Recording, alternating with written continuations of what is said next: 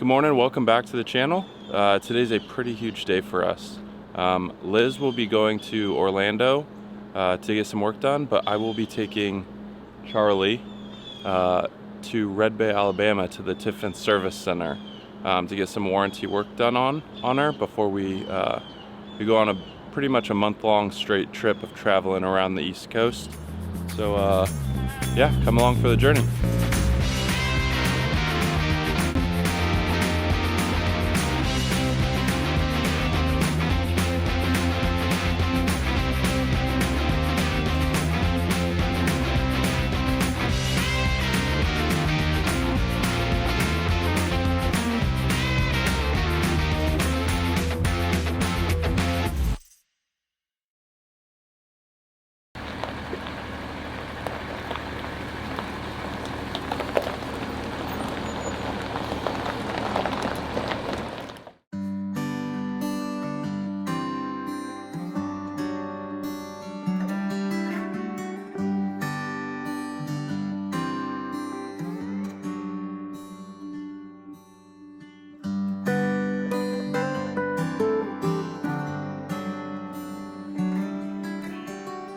So, we made it to Red Bay.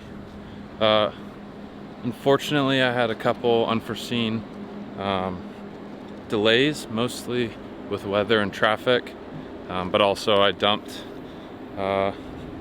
almost all the contents of my refrigerator onto the floor.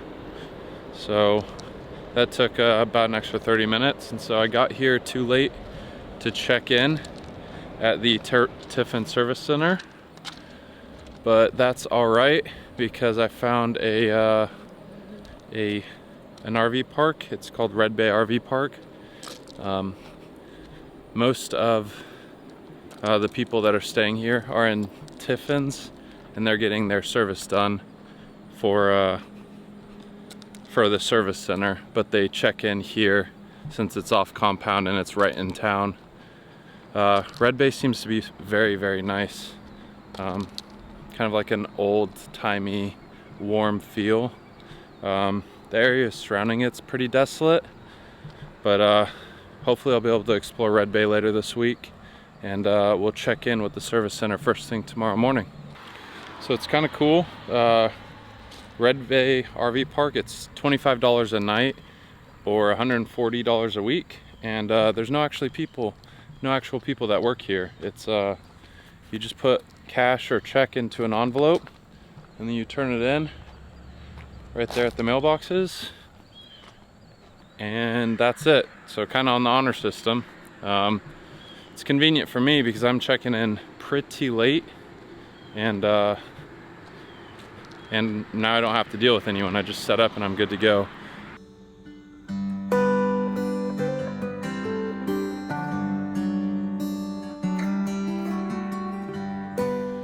Good morning. We're up pretty early this morning. Gonna get to the Tiffin Service Center hopefully right at 7. So we just gotta break down camp and then get on the road.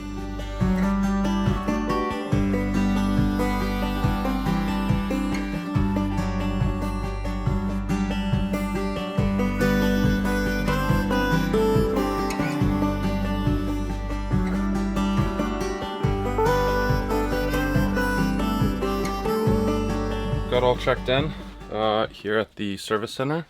It's pretty crazy how many of these things are actually out there. There's a bunch at our last campground, and there's even more. These ones are all, I believe, to stay at this campground, your Tiffin has to be younger than 1 year to stay at the campground. And it's complimentary, so if you have a new Tiffin, you can stay here. If not, there are plenty of options just off compound here. But you can see there is quite a bit of Tiffins. Allegro buses that are the exact same paint scheme as Charlie here. They're all over the place. And then pay special consideration to this unique Allegro bus painted with all the colors of LSU with the LSU emblem on it. That is certainly custom. The guy's really pigeonholed himself with reselling it, but it's a unique paint scheme nonetheless. So typically wait times here at the Tiffin Service Center can be up to 2 weeks long. Expect like about a week of waiting and another week of work. That's on the upper end of expectations. I have somehow lucked out in my timing, and I arrived here today, and I'm getting right into a service bay tomorrow morning at 6:45 in the morning. Don't know how I lucked out that much, but I'm also not going to complain about it. It does kind of change my plans for what I'm going to do in the meantime from here to starting our trip. But just like anything else with RV life, you just got to roll with the punches, baby. This place does very conveniently have a wash pad for RVs at the far south end of the camp. You got to bring all of your own supplies and stuff, but there's a pad to hook up and get it done, which a lot of RV campgrounds and resorts don't have.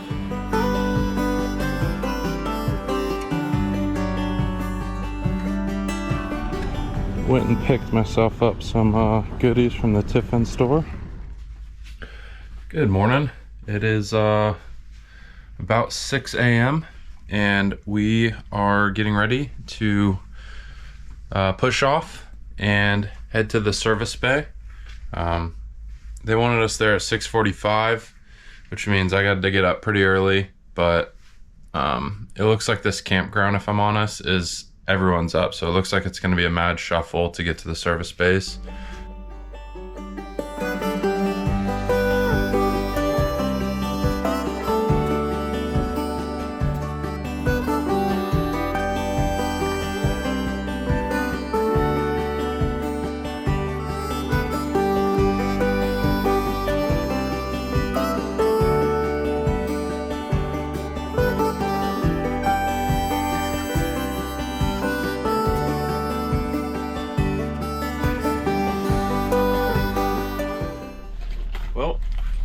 We made it to the spot almost exactly on time, so let's meet with the service tech and see what the ETA and the entire procedure is going to look like. So we left Charlie with the RV technician and decided to take a walk to the customer lounge. Everyone was super friendly and seemed very happy to see the dogs.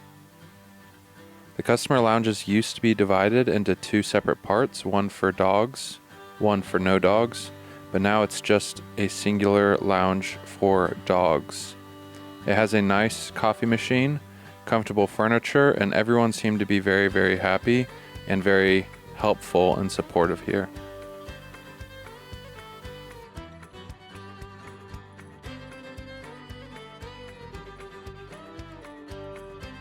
The RV technician bays have multiple different sections and multiple different bay types. The ones being seen now are traditional service bays and handle everything from cabinetry, basic maintenance items, and anything else. There's a cabinetry shop to the right, maintenance bays to the left, and paint booths at the very end. So, end of the first day of work. Second day here at the camp, third technically. We got all of our services handled. Jason, our RV tech in Bay 33, was nothing short of incredible. He was super friendly, great with our dogs, helpful in helping me understand a system that I didn't previously understand. Super understanding about any problems I had. I even had a last minute thing that I noticed the night before that wasn't on our repair list that he went ahead and just threw on the list and took care of with no issue at all. Only thing that he couldn't fix was our, we're having issues with our traction control and our cruise control. He wasn't able to fix that. So he got us on the list to go into the mechanical bay, hopefully tomorrow or the next day.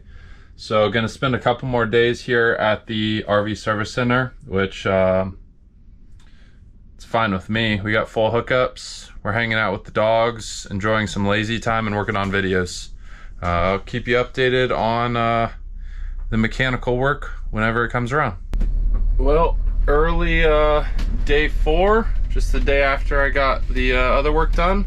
Didn't expect to get the call, but I did. So we're on our way to Bay 41 to get the traction control and cruise control all settled out. And with any luck, I may just be on the road tomorrow morning. So then we can start the actual fun journey part of this trip. So keep you updated. These are the maintenance bays, and as you can see, they have lifts that lift an entire RV off the ground to be able to work on them, which is pretty incredible. So unfortunately, they could not quite get the traction control module fixed. I think there's a couple wires that are not pinned quite correctly. So I'm going to spend one more night here at the campground and come back first thing tomorrow morning, hopefully get it all wrapped up and fixed then.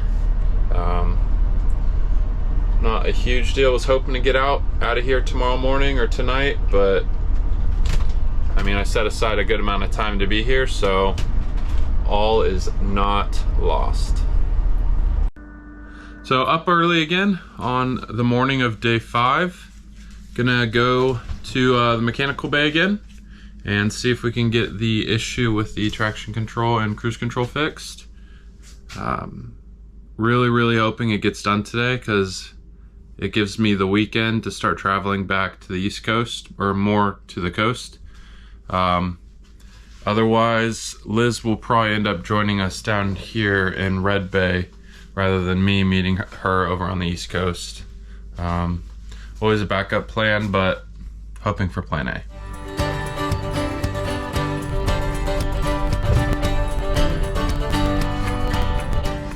So some more not great news. They fixed 2 of my 3 major issues, the cruise control and the stability control, but they couldn't figure out the adaptive portion of the adaptive cruise control.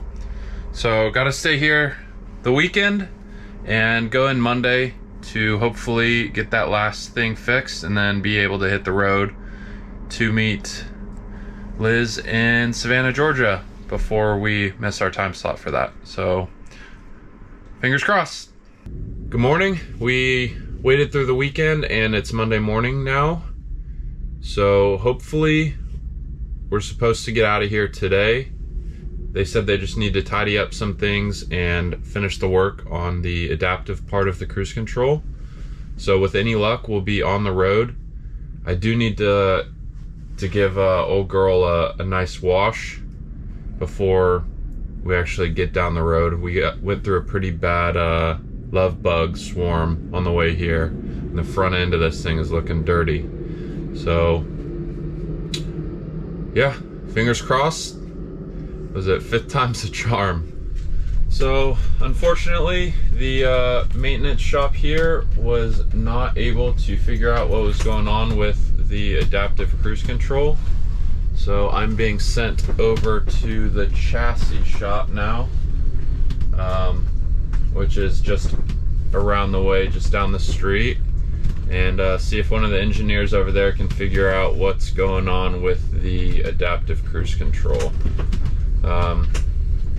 At this point, it's not looking good for me getting out of here today. It's already 10:30, but maybe it'll be a simple fix over there and somebody knows what's going on. Yep, wish me luck.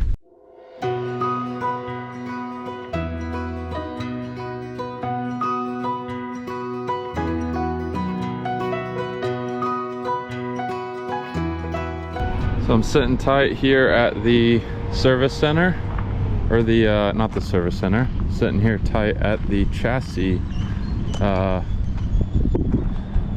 center, and it is wild. You can see all of the Tiffin chassis in different stages of being built. Like these ones, some have tag axles, some don't, with the engines and everything installed. Then there's these ones that the front gas engines, there's chassis with no engines, but it's super interesting just to see everything broken down, just the drivetrain itself. And if I'm not mistaken, all of these chassis are actually drivable in the state that they're at right now, which I'm sure would look hilarious, especially since you don't have any floorboards or seats. You kind of just have to stand up. But yeah, hopefully these guys will be able to fix our issue. Now here's a tag axle, and super cool. You can see all these things. The compressor down here with both of the air tanks, your shock and your airbags. You got airbag on your tag axle and on your main axle, your rear actual engine bay with all of your exhaust equipment, your transmission. Yeah, triple tank in the back. This is all pretty crazy. This is all the side panel that you can see from the side when you open up the storage. Everything you can see in the back, but you can see a lot of the stuff that you can't see here. Like back in here, all the wiring harnesses, the suspension, you can kind of get your head around if you're up ahead, but up here in the middle, you 100% cannot get or see this without climbing pretty deep under the RV, which is really awesome to just be able to take a peek at. Same thing in the front, your big old fuel tank with all the fuel lines going all the way to the back to the engine. If I would have guessed, that they put the fuel tank at the back, but nope, they have it right here, which makes sense with where the fuel tank fill is. I figured it was just with tubing and it would go all the way back, but I've been wrong before and I'm sure I'll be wrong again. Lo and behold, we got it fixed.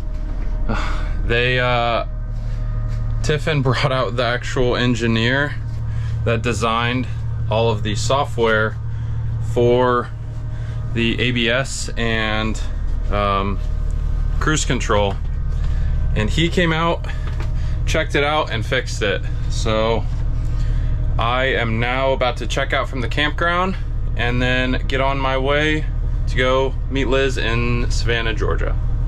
So back on the road, I cannot express my gratitude for everyone that was at the Tiffin Service Center more. The service was amazing.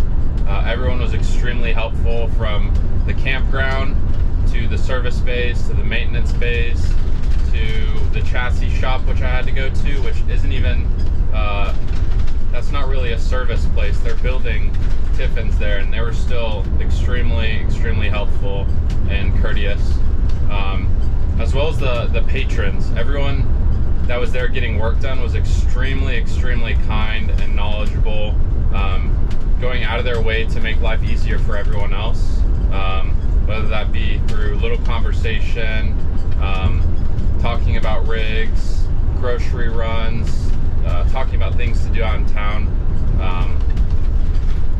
It's amazing. The culture around Tiffin right now is probably the best vehicle culture I've been around since I left California and got to experience the sports car culture there in Southern California. can't speak highly enough of that place. So thank you for everyone that I met there and got to interact with. Now I am on my way to Savannah, Georgia. So along my journeys, I managed to find one of my favorite stations ever, Buc-ee's. Buc-ee's is a massive truck stop that has pretty much anything and everything you could possibly need in it, and it's amazing.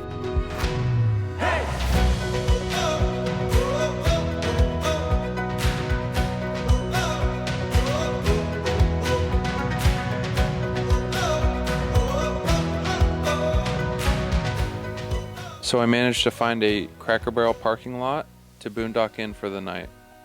In the morning, I'm going to wake up and meet Liz in Savannah. Thanks for coming along for the journey. Don't forget to like, comment, and subscribe, and stick around for the next video.